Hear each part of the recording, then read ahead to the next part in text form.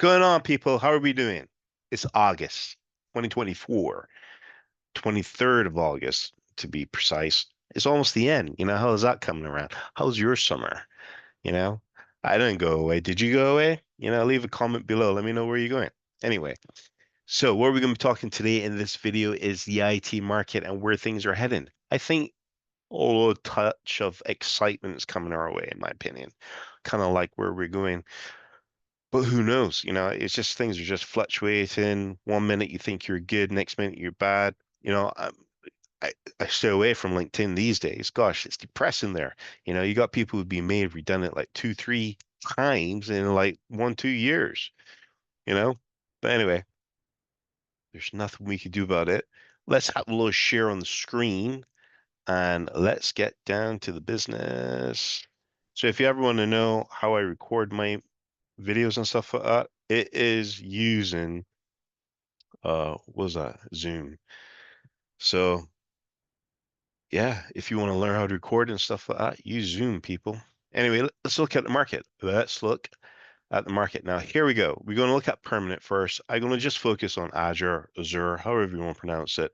Reason being is because, in my opinion, it's becoming very more popular and it's a little bit of a telltale on the market. I think if Azure picks up, AWS picks up, Google's a little bit more behind. It's like if you could pretend that you and me are siblings and then you've got like the younger one who's straggling behind and then you're going, come on, keep up. Yeah, that's how Google is in my opinion. But who knows? You know, everybody blooms when the time's right. Anyhow, let's dive into this. So the market at the moment for permanent looks healthy, but if you look at where it says not the salary's not specified, it's 4,235 in this opinion. Now, usually I never see it that high. I'll probably see it as 1,000. So if you had like 5,000 jobs advertised, you see like 1,000 jobs of that, you know, with the salary not stated. Now it's huge. And I'll tell you why I think that is. If I don't think I know because this is what recruiters are telling me who I'm good buds with, is basically what it is that a recruiter will go to a client or a client comes to a recruiter and the client will go, look, I need to be able to have a candidate, but I don't know what the market's paying because I've been so busy firefighting and saving my own ass. That's the manager talking, that quite frankly, I haven't really cared about anyone else. Well, that's not how they speak, but that's basically if you just took all the BS that they're saying and just cut it down to that, that's what they really mean. So what will happen is that you just got to be able to the recruiter go, look, a person like what you're asking for is gonna you need to pay them 75. The client's going, well, I don't know if I want to pay them 75. I was hoping I could get away with 55. So IT recruiter be like, look, you get what you pay for, but I'll do my job. I'll do the job. I tell you what, this is what we're gonna do. I'll get you four candidates, right? Or 10 or whatever. And what we'll do is that we advertise the job and I'll show you a candidate who's got 4 years experience, 5 years experience, 6 years experience, so on and so forth. This candidate A wants 60 grand, this other one wants 70, this one wants 80, this one wants 100. And what will happen is that the recruiter will present this to the client, say, look, these are their candidates, these are their skills, these are their experience. These candidates, these candidates in this situation are relative to their experience are asking for X amount of money. Now, there's another candidate that's got like 3 years of experience that's probably asking for 120 grand, but that candidate is easily dismissed because the recruiter would have filtered the BS through and just go to the client, look, I'm not going to waste your time. Here's what you asked. This is what I give you. So then the client's going to go, look, we don't need the guy at 100 grand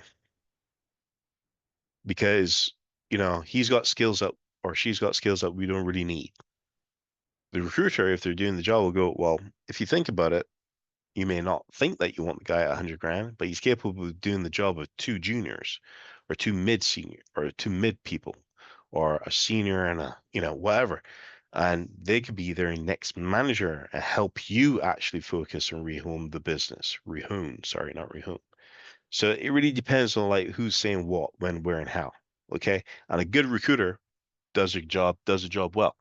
So anyway, So that's what you see. So as you're picking up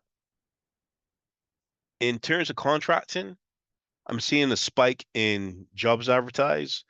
And, you know, as you can see there, it's only half of the jobs that basically not stated, but it's the same situation. Client goes, I don't know how much to pay this guy. What's the day rate? Recruiter will go, well, if you want good, it's 550 a six. The client's going, no way. I want something less. So again, the same repeat. So that's what you're seeing in the market now. What I need to say, quite simple, is there was a over redundancies made through a lot of other businesses, right? And what you're seeing is the situation where, so let's say, for example, you've you're in a business where you got a client and they had 10 people working in their IT team and they made redundancies and reduced the team to three. That's extreme. Let's say four, right? So you've gone from 10 to four. So what's that? Six people missing. So guess what? You've got now four people who've got to do the job of 10 people. So you got those people there whose salary may have increased, but what's happening by like what? Friggin' 5%, 10%, you know what I mean? And what you're seeing is that those guys and girls again burn out like really bad. So what's happened is that now you've got that slow creep until it becomes an exponential graph or intake of hiring again. Now don't be called out, okay? What we need to do is to be a little bit more conservative about where we go to work, the job that we need. If you're desperate for a job, take what you can. But if you're not desperate, be careful who you go to next, because basically what will happen is that you got to make sure that you protect your career and be able to do the things that you're interested in. Now let's talk about interest. Quite simply, you know, still keep up with certificates. So I'm doing my uh was it now my HashiCorp associate for Terraform. So I've got so in the people that I mentor, I think we've grown the group now to like 12. So the 12 people that I'm mentoring, I've encouraged them to do their associate, and they've asked me, have I done it? And I said no, but it's worth taking. So I thought, well, if I'm telling people what to do and where to go and stuff, I got to lead by example. So I'm going to do the certificate, and I'll share with you all the materials I've used. But that's it. So what we could take from here, really simple. I've showed you the IT market. I've expressed to you like where, you know, basically where managers are looking for certain people and certain things. And what it is that you need to be able to be in a situation where you need to be able to protect your career by having the qualifications that you desire. At the same time, you need to make sure that you're going for a position or the business that you actually want to go to.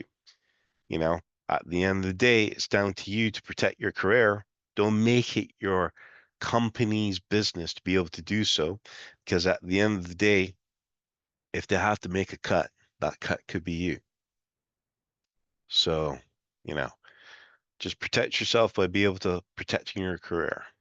It's not doom and gloom, it's just life. You know what I mean? Look at what's happening.